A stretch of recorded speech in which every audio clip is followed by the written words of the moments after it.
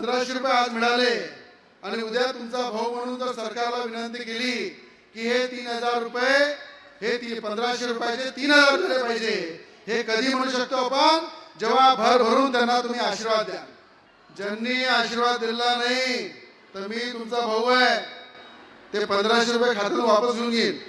त्यांच्या भावना या किती कलुषित आहेत या सरकारच्या आणि सरकारला पाठिंबा देणाऱ्या. हे सरकार काय हे पैसे काय त्यांच्या खिशातले आले का? तुम्ही कोण पैसे काढून घेणारे आहात? हे सगळे जे ज्या आमदारांचं आपण नाव घेतलं त्यांच्या पत्नी मला वाटतं पराभूत झाल्या अमरावतीमध्ये. त्याच्यामुळे त्यांची मानसिकता तपासून घ्यावी लागली आणि ते पराभूत होणार आहे त्यावेळेला. रवी राणांचं काल भाषण मी पाहिलं. जे भाषण करत असताना काही गोष्टी मिश्किल टोले मारायचे असतात, काही विनोदी वाक्य म्हणायचे असतात, त्याच्यातला तो विषय होता. या ढला आणि या अर्ध्या येड्या माणसाला त्या गोष्टी कळणार नाही.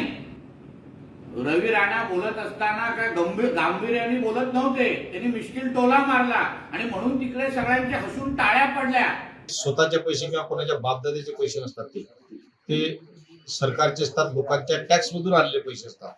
आणि ते पैसे त्याचं नियोजन करत असताना जर लाडक्या बहिणीसाठी नियोजन झालं असेल आणि त्याच्यात जर कोणी म्हणत असेल की मला आशीर्वाद दिला नाही तर ते वापस घेऊ, मी हे एवढंच म्हणेल यापासून की हे कोणाच्या बापदादाची स्टेट नसते, ते कोणी वापस घेऊ शकत नसते.